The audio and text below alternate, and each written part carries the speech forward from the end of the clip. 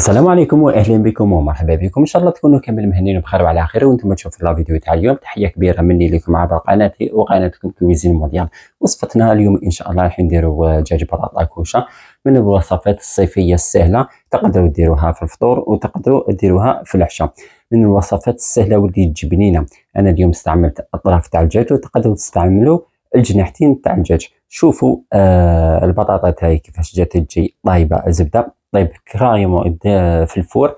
ومن الوصفات السهله والسريعه اللي نقدروا نديروها في هذه السخانه. البطاطا تاعي شوفوا كيفاش تجي طايبه الزبده لداخل، مام الدجاج ثاني شوفوا كيفاش يجي طايب، يجي ثاني يجي طايب زبده.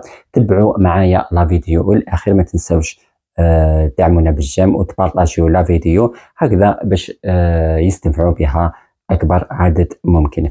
هنايا اول حاجه نحضر طرف تاع الدجاج بعد ما غسلتهم ونقيتهم وخليتهم يستقطروا هكذايا.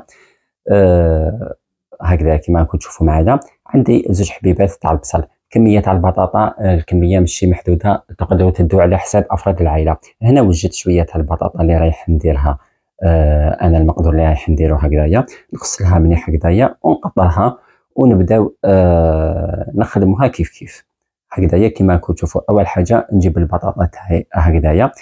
شوفوا تقدروا تستعملوا الموس هكذايا، الموس العادي، ولا تستعملوا هذه الاداه راح تعطيكم هذاك الزيكزاك، يعطيكم ديكوراسيون هكذايا صغير.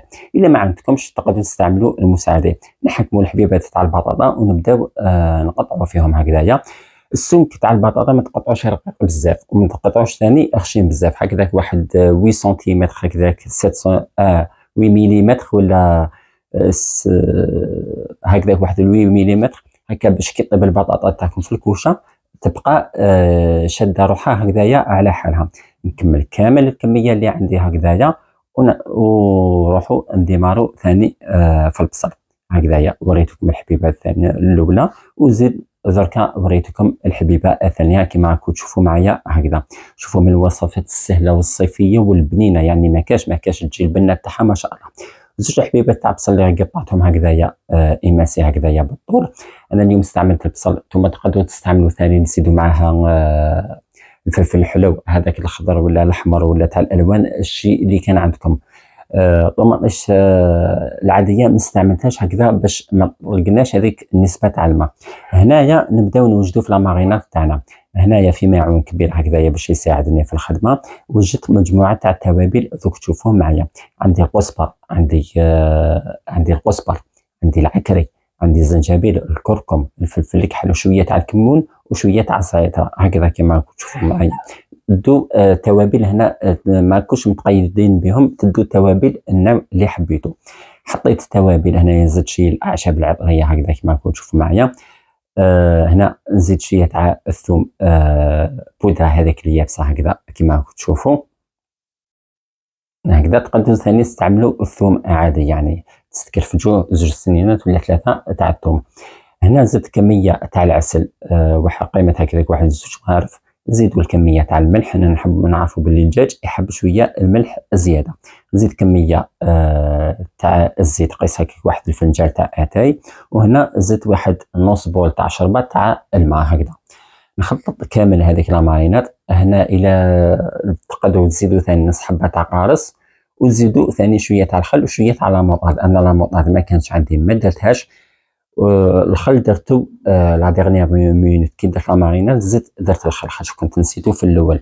هكذا كيما راكم تشوفوا معايا نحط كامل الطرف تاع الدجاج تاعي هكذايا باش نمارينيهم تخي بيان.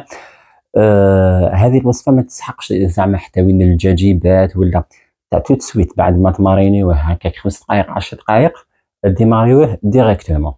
نقلب كامل الدجاج هكذايا في هذيك لاماريناد حتى كامل تشرب لاماريناد هذيك. كما راكم تشوفوا معايا كملت كامل الكميه. وهنا زدت كميه تاع الخل، ثم نديروها في الاول. جبت البلاطو اللي يدخل في الفور، درت له بابي كويسون ونبدا نستف في البطاطا تاعي هكذايا. كما راكم تشوفوا معايا هنا البطاطا لازم ما تكونش في الماء، تكون يعني مستقطره من الماء هكذايا باش ما تشدلناش الماء كي نحطوها في البلاطو تاعنا. نكمل كامل العمليه هكذايا. هنا درت هنا الا كان عندكم البلا يجي مدور اونكور سي ميو كي يدخل يجي الشكل تاعو شباب. انا ما كانش عندي مدور كيف استعملت هذا الكاري اللي عندي.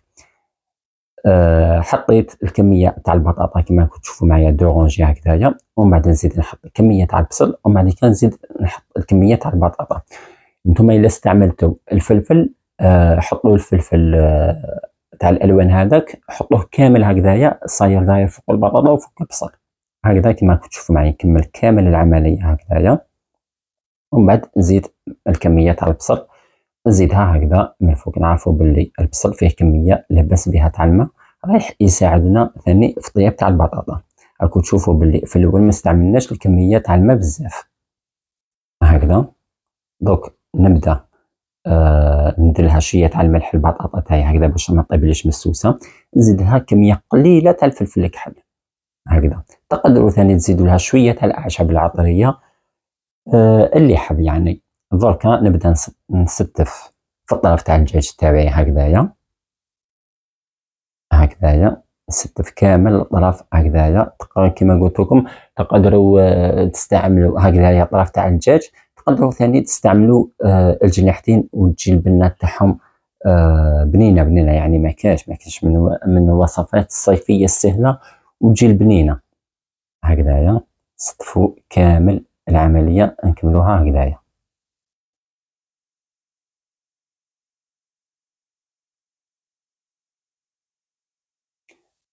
هكذا. ومن بعد هذيك لا ماريناد اللي تبقى لي نعاود نديرلها كميه صغيره تاع الماء ماشي بزاف هكذايا، قيمه هكذاك واحد نص كاس.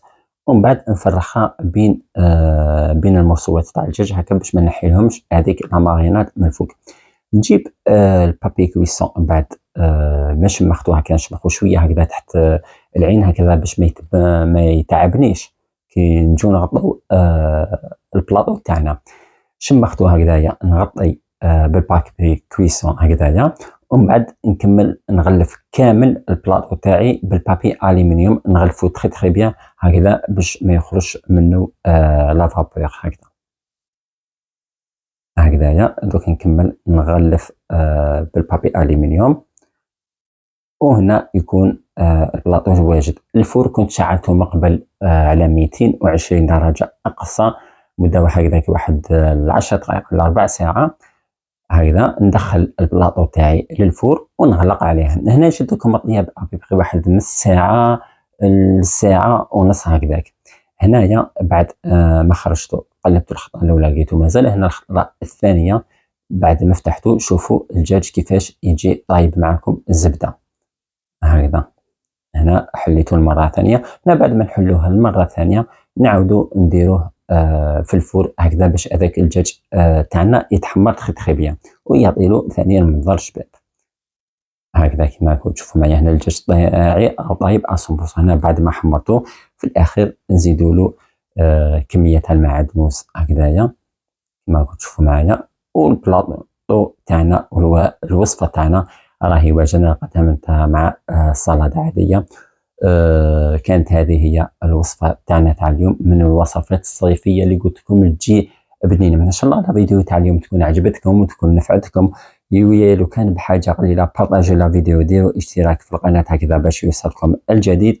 بقى غير نقول لكم تبقوا على خير والى فيديو اخر ان شاء الله. والسلام عليكم ورحمه الله تعالى وبركاته.